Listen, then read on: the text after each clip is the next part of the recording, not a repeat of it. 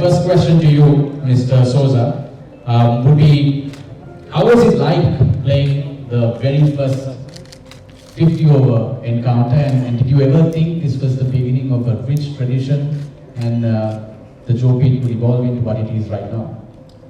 Well, in those days, the early days of cricket, limited over cricket, it was just a blur. I mean, they said 50 over cricket, so we played this game.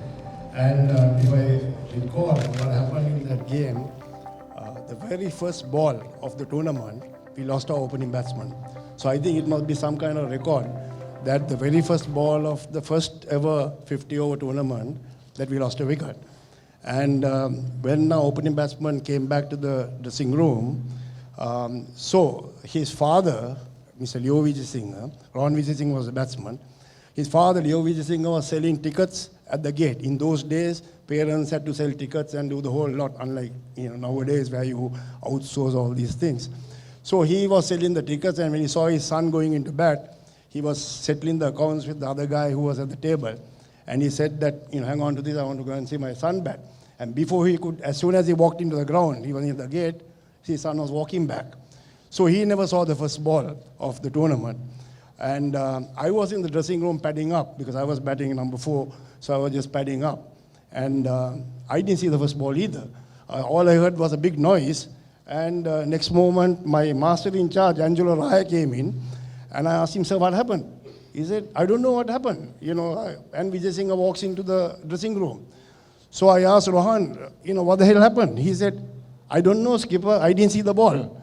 So the first ball is a memorable incident in this Jopit 50-over encounter where none of us saw the ball. His father didn't see the ball, the master in charge didn't see the ball, opening batsman didn't see the ball, and the captain didn't see the ball. So I put it down to the Fuji craft that the Peterite skipper was very famous for, and from that moment onwards, it was all downhill for us.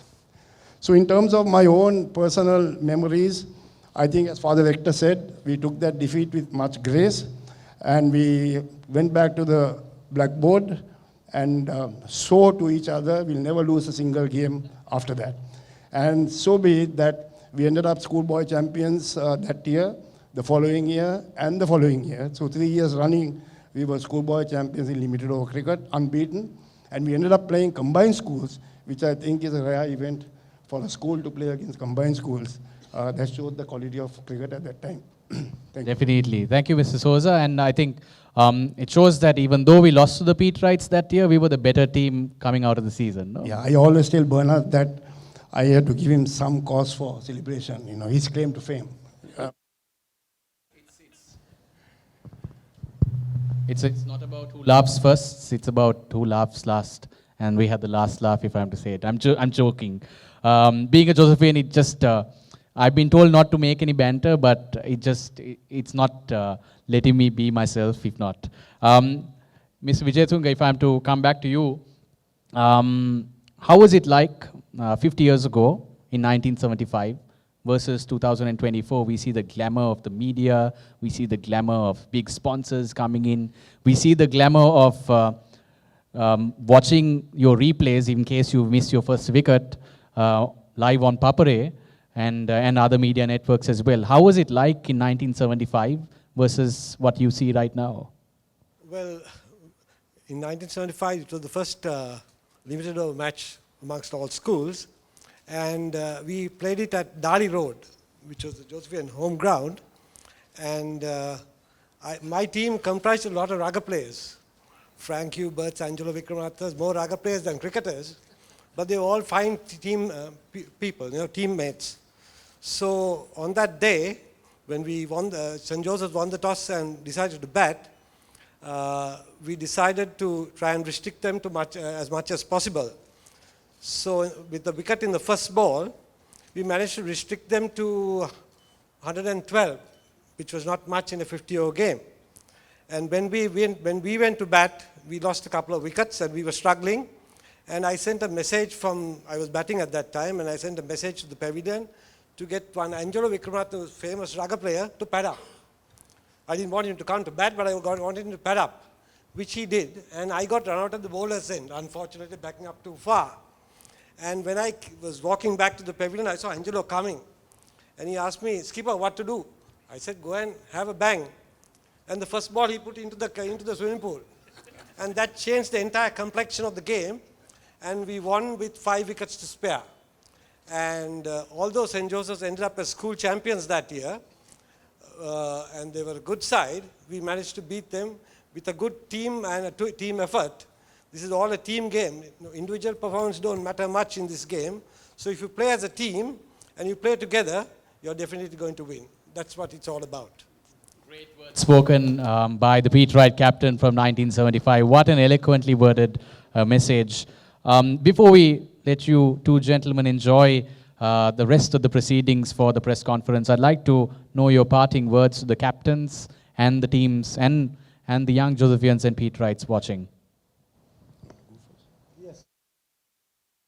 Recent international matches, I've seen the captains, one captain being suspended for arguing with the umpire.